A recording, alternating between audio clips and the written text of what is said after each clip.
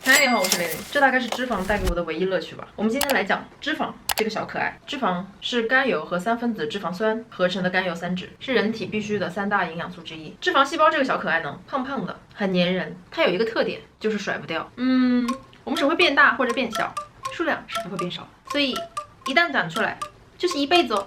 在必要的时候会燃烧自己。不要，你不要过来啊！但是今天的人好像都非常嫌弃它。可是曾经的我们是非常热爱脂肪的。人类大脑的容量是大猩猩的3倍，是其他哺乳动物的6倍。这颗让我们傲视群雄的大脑，同时也极其的耗能。我们每天要用20%到30%的能量来支持这颗大脑。而在原始条件下，我们的祖先可能时不时要面临食物短缺或极端环境的变化。于是人体进化出一个解决办法，就是储存脂肪。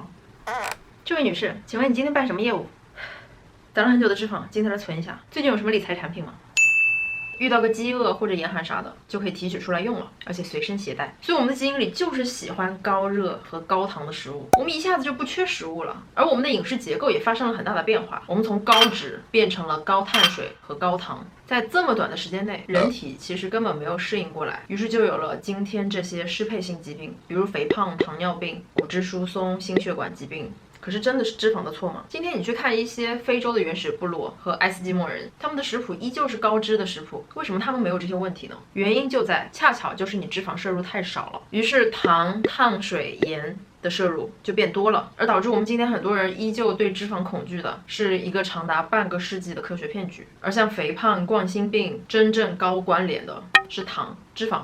是被拿出来背锅的。这个科学界狗血的故事，就是一个典型的科学家拿钱替糖消灾的故事。下次我讲糖的时候会讲。脂肪当然也分好脂肪和坏脂肪，正确的摄取反而能够帮助你减脂。我们先来认识一下脂肪的作用。男性的体脂一般是在10%到20%，女性则是20%到30%，而家猪的体脂是15%。脂肪一般会分布在我们的皮下、腹部、内脏器官周围或者血液，而男性是内脏脂肪储存更多，女性是皮下脂肪储存更多，这个是由性激素决定的。除了提供能量、保持体温，它还保护器官免受震动，相当于就是一个减震器。我们需要优质的脂肪酸来构成细胞膜，维持髓鞘的健康。髓鞘是包裹在神经元外层的脂肪结构，它就像是隔音板一样，隔绝不必要的信号，才能让我们行为协调。脂肪可以促进一些脂溶性维生素的吸收，比方说维生素 A、D、E、K， 它们必须借助脂肪才能够进入机体。脂肪还和皮肤健康、免疫系统以及荷尔蒙有关，尤其是女生，因为脂肪细胞可以产生雌激素，如果脂肪不够的话，女生的生理期会紊乱甚至停经。这也是为什么过瘦和过胖的女生更可能不孕的潜在因素。所以当女生吃东西被人烦的时候，你可以理直气壮的告诉她，是大姨妈叫我吃的。还有一个就是女性更年期之后会比男性更容易患骨质疏松，因为更年期之后雌激素会掉下来，会造成骨的大量流失，所以尤其是女孩子不用去追求过瘦的体质。当然如果一个人的脂肪过高的话，的确是不好，除了能看见的肥胖之外，像脂肪肝、脂肪胰和心血管疾病都会影响健康。可是今天让你变胖的东西可不主要是脂肪哦，它更可能是糖和碳水化合物的摄入，而且它们让你吃的更多，更容易饿，而且还上瘾。就像是你已经要了很多次，但是还要的感觉。同样是吃，不如摄取优质脂肪，因为它能给你带来饱腹感。就像要了一次就够了，就不要了，这样你就可以少吃糖和碳水化合物了。所以才说脂肪充足才能够帮助你减肥。而我们的身体其实是非常智能的。我们的脂肪组织会分泌一种激素叫做瘦素，它的作用就是告诉下丘脑我们体内脂肪的储存情况，然后再让大脑判断我们是要多吃还是少吃。我想吃，不，你不想。而正常情况下，脂肪储备越多，瘦素就越多，应该更能管住嘴才对啊。但是为什么一些胖的人依旧会控制不了自己的食欲呢？这是因为他们可能出现了瘦素抵抗的反应，下丘脑接收瘦素传达的信息变少了，于是大脑被搞懵了，于是让身体继续补充能量。我不能再吃了，给我吃，然后就活活吃胖了。这也能解释往往靠节食减下去的肥肉，过不了多久，它就会变本加厉的回到你身上。我们是有记忆的，不管你抛弃我多少次，我都会回到你的身边，因为你曾经跟我说你很需要我。我怎么突然之间感觉自己好渣？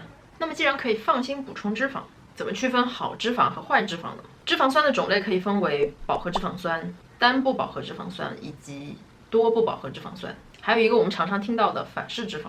它们的健康程度是这样排列的。我们先来说不饱和脂肪酸。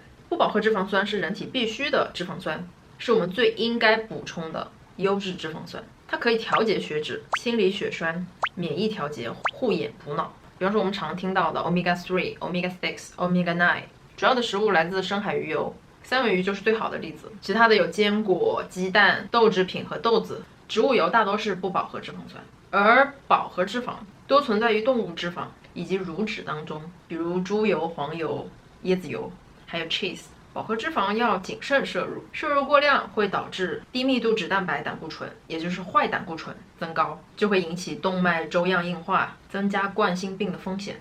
而我们常见的红肉、乳制品以及人造奶油都属于饱和脂肪酸。最后我要讲反式脂肪酸，它其实本身是属于不饱和脂肪酸的，但它是最坏的脂肪酸。几乎所有的天然不饱和脂肪酸都是顺势的，主要存在于植物油，但是植物油的稳定性差，也不耐高温，在食品工业中限制很多。于是后来经过氢化程序所生产的部分氢化植物油，而氢化过程会改变脂肪酸的分子结构，所以它由顺势脂肪变成了反式脂肪，会让它更耐高温，不容易变质。它被大量的用于加工食品中，用它油炸过的食物确实风味会更好，会更香，比方说薯条、炸鸡、薯片都是。但是它就是形成高血脂、高血压以及冠心病的重要原因之一。而且即便你今天买的零食上面写的是零反式脂肪，你主要看它的配料里面有没有氢化两个字。比如说以下这些都可能含有反式脂肪。总结一下，摄入脂肪储存起来是我们进化过程中维持生存的一项技能，脂肪的作用很重要。恰恰是因为我们今天摄入的必要脂肪太少，反而让我们吃了更多的碳水化合物以及糖，而导致我们变胖和心血管疾病。我们应该多摄取优质的不饱和脂肪酸，它能让你的身体保持一个良好的状态，甚至能抑制你发胖。所以请科学放心的吃吧，节食是最没有用的。以上就是我今天的内容，记得给我3连，请你和我一起保持好奇。我们下次再见，拜。没想到你的肥豆还可以派上用场。